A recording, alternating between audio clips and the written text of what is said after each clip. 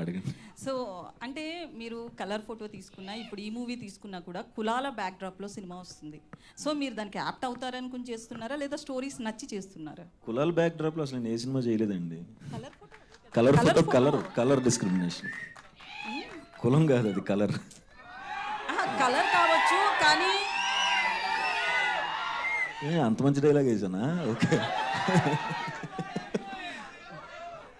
So మీ పెళ్ళికి colour ఫోటోలో పెళ్ళికి సంబంధించి కులాలే కదా అక్కడ టాపిక్.